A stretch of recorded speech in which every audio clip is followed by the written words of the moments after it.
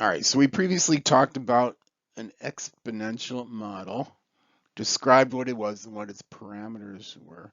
In this case, we're going to show how to fit that data. Imagine you have data that you believe is governed by exponential decay function or growth, and you want to figure out, well, basically confirm that that's the case, and then evaluate the parameters that define that function. Okay, so let's go and do that. Um, Matter of review. This is essentially the exponential function or model.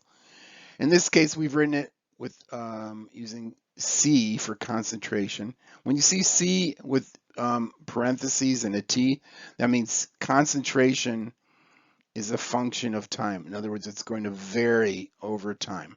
So that's equal to C naught or C sub zero, which is our initial concentration, times E raised to the power of KT. T is time and K is our rate constant. Okay, we know if you have a negative value of K, that you end up with essentially a kind of a slope that looks like this. So we can imagine this is the measured concentrations in a pond, and that it's decreasing from 100 to 14 over a matter of 10 days. Now, we'll look at that and we'll go, looks like exponential decay. Let's confirm that. Let's figure out what our decay rate and our initial, well, we kind of know what the initial concentration is. It's right here at 100, but we can confirm that, or we'll see, watch and learn. So here's the function. See, that's what our hypothesis is that basically the data we're looking at is going to follow that.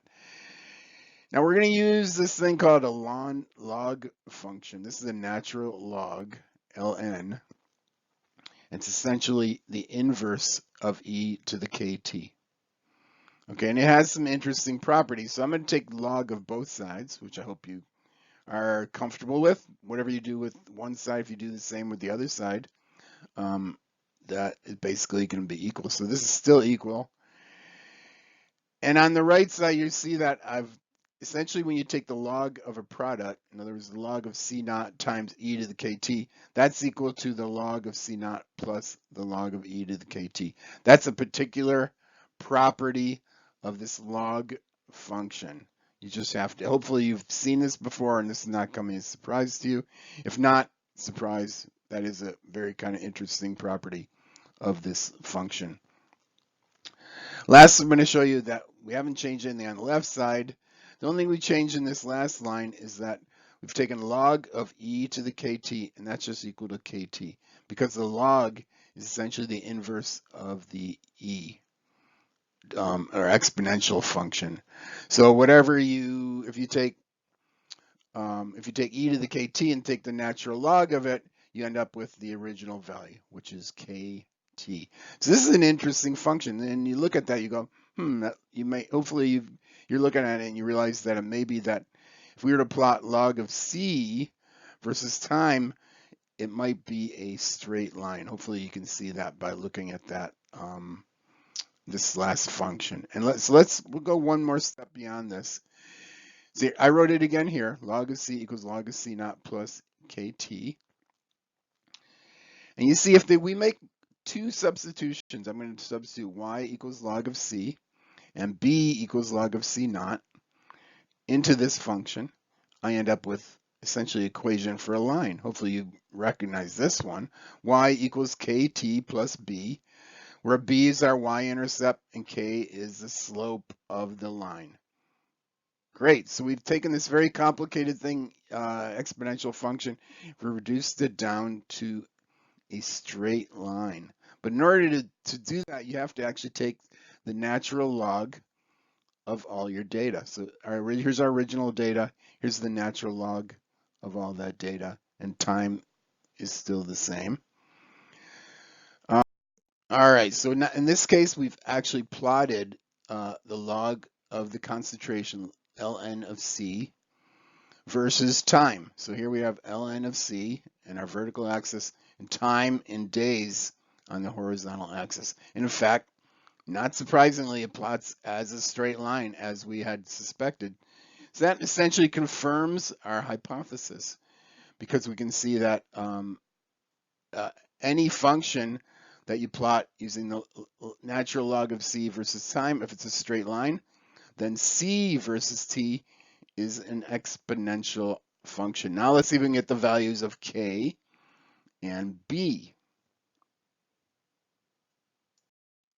All right, so first off, hopefully you can remember from your geometry class or pre-calculus class that if you have a function y equals kt plus b, b is the y-intercept. That is, when t equals 0, y is just going to be equal to b. So I go to t equals 0, come up here, y-intercept equals b equals 4.6. All right, so what about the k value? Let's go to the next slide and take a look. All right, so the k is the slope, right? It's the slope of our function, or a delta y over delta x. So we're gonna come and you can just grab a ruler, or you can just eyeball it here. You can see that it's about 4.2, declines to about 3. So that's a 4.2 minus 3, that's 1.2 decline. At the same time that the x value is essentially increasing from 2 to 8, basically approximately 6. So if we take negative 1.2, that's our delta y, over the delta x of 6, we end up with negative 0.2, and the units are 1 over day. That is our k value of our exponential model. So here it is. So here's the function that we're looking at. This is what we wanted to see. So y equals negative 0.2 plus 4.6. Now, how do we get back to the original exponential model? You might remember, you might have to go back a few slides. If you don't remember this, go back and take a look. Where this is a substitution that we made originally, b equals log of c naught. And we can invert that. As I mentioned before, log is essentially the inversion of e to the some power. So e to, if we take essentially so e is essentially the inverse of the log. So we can do e to the b equals e to the log of c naught, which is just equal to c naught. So this function is essentially equivalent to this one, c naught equals e to the b. And since we know b, our y-intercept is 4.6, then c naught equals e to the 4.6 power equals 99. So that's it. So we got, remember k was negative 0.27.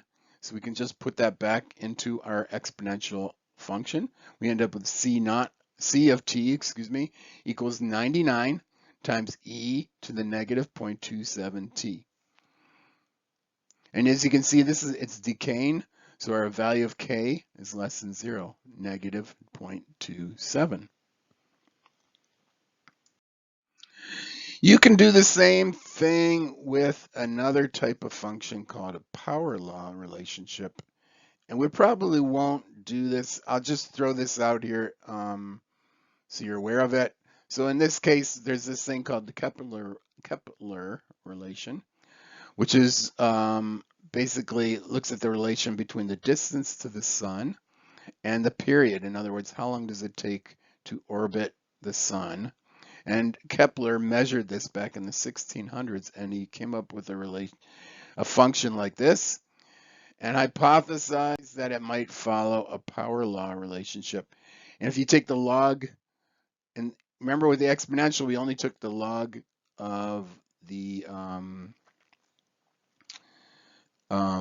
y value. In other words, we plotted log of concentration versus time. In this case, we're going to plot the log of concentration versus the log of our distance to the sun. And we end up with a very similar thing, that it plots as a straight line.